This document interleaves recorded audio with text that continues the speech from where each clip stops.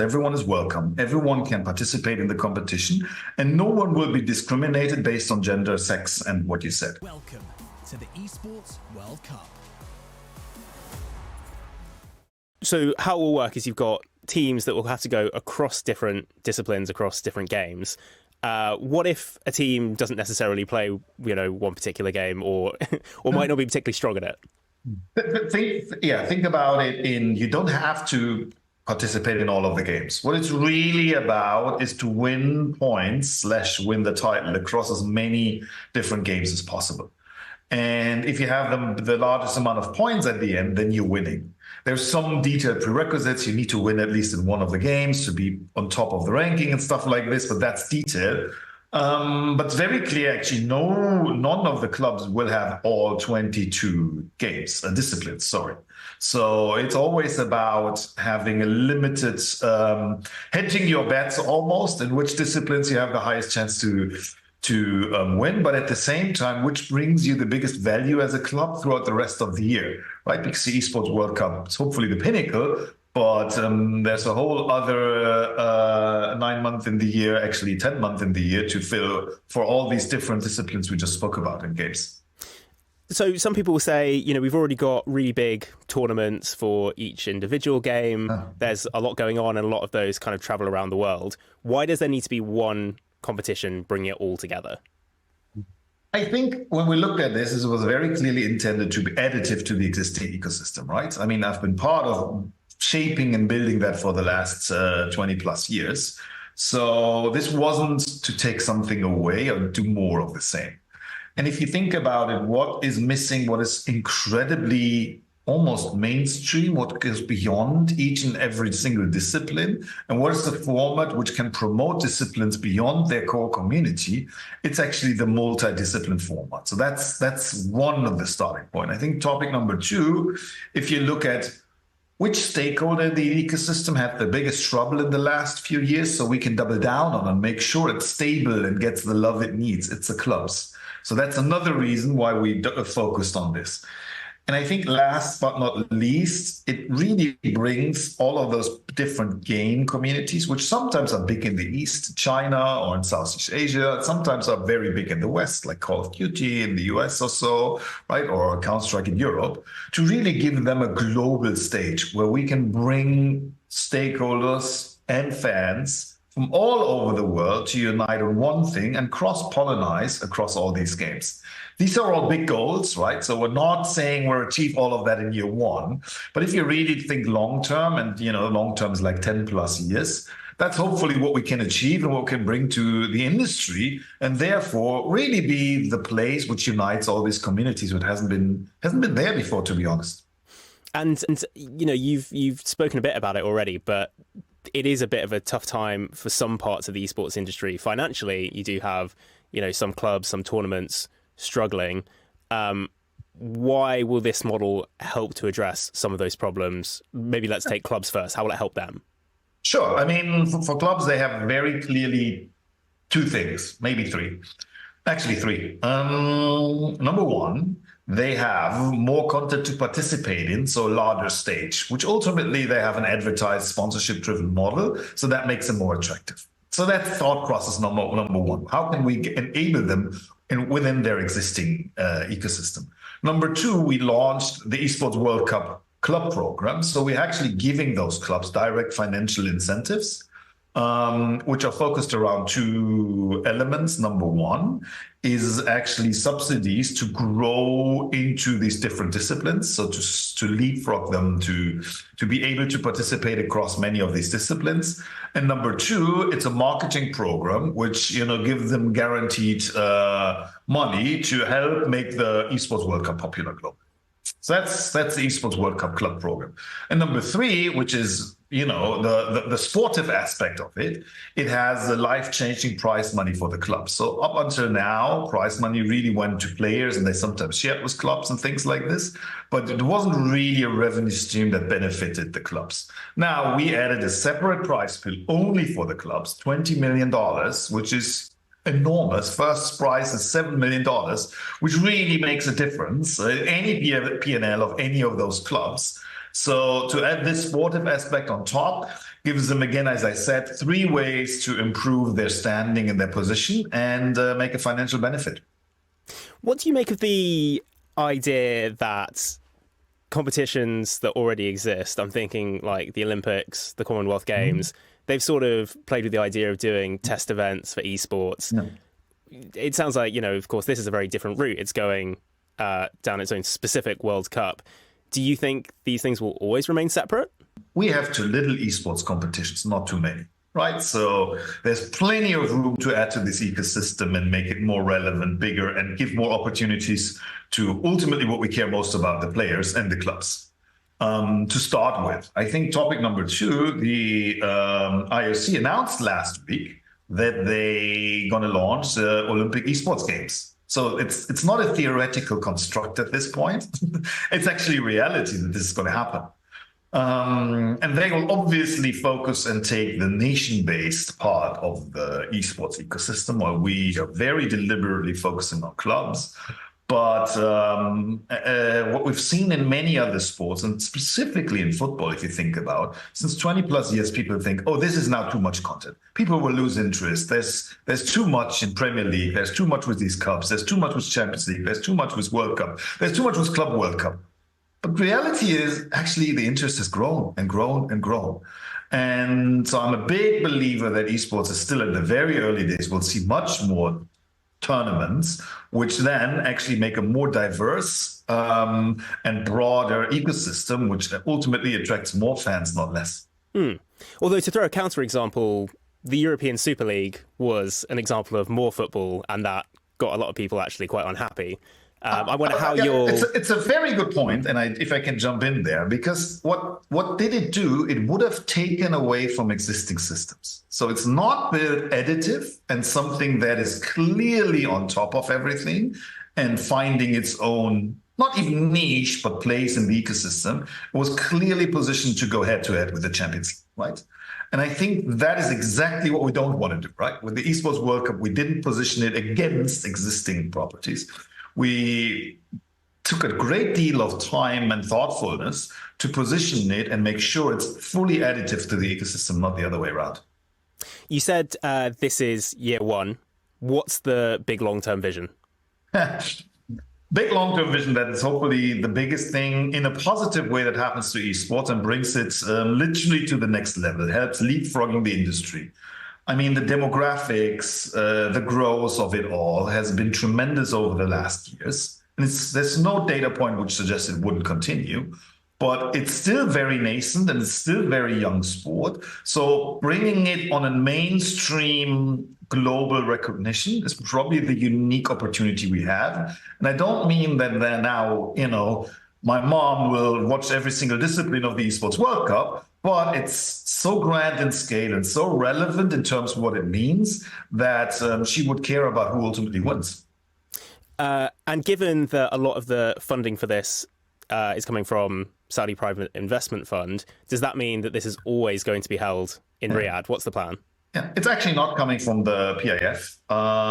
This is very similar to most other traditional sports, country host fees. If, the World Cup or Olympics or whoever other large sports event goes to a certain country, right, it gets supported by local government. So this is what's happening to the Esports World Cup. So very traditional model, if you think about it. And yes, I mean, for the foreseeable future, it's committed to happen in Riyadh. And actually, we've already announced that Qiddiya, the gaming and entertainment city, is the ultimate destination for it in a few years from now. But that doesn't mean if other countries try to invest similarly to the scale of Saudi Arabia, that it can't be a moving object, right? It's not for the foreseeable future, because what we want is stability and make sure that it's actually funded long term and is a staple to the industry rather than an uncertainty. But at the same time, I think there's a general openness to grow the industry. And you won't need me to tell you that there have been some people who've been quite unhappy about Riyadh as a host. And Golden Boy, for example, one of those that's saying they don't want to be involved in these sorts of events. How are you having these conversations with people who are saying, I actually don't want anything to do with this because of the host country? Yeah, look, I tell them, I first and foremost tell them, look, I can understand you because a few years ago, my perception of the kingdom maybe was similar. And to be honest, 5, 6, 7 years ago, that perception was probably not even wrong. I mean, not of being a bad country, but of being very restrictive with certain things. At the same time, I would tell them, someone who's involved with the local ecosystem, as someone who's now working with Saudis for a few years and seeing the change on ground and having employees of all sorts of color, heritage, and gender in the kingdom, that the reality on ground is very different than the picture that's being painted in the media, to be sorry. Just because it's so fast changing society, there's so many things which are lost in translation. There are so many myths about the country. So what I tell everyone is come down, see for yourself, experience for yourself, because you'll only trust my word so much. See with your own eyes, and then you can actually create your own perception. And what we have is, more than 1,000 athletes which participated in Gamers 8, right, the prototype of the Esports World Cup, the last 2 years, and have seen it themselves. And I have not heard from a single one that said that the picture that's out there, the myth that's out there is the reality on the ground. And you mentioned race there and gender there. Something you didn't mention is sexuality. And I think there'd be quite a lot of people who would ask, will LGBT players feel welcome, feel able to be at this competition? Yeah. And I think that it's a two-folded answer, which is a little bit more difficult, to be honest, but not difficult at all at the same time. So first and foremost, everyone is welcome. Everyone can participate in the competition, and no one will be discriminated based on gender, sex, and what you said, right, to start with. So that's a promise we can give as a tournament organizer, and that we've worked together with the official parties. Saying that, though, that there's in every country in the world different local habits and cultural norms, which you need to adhere of.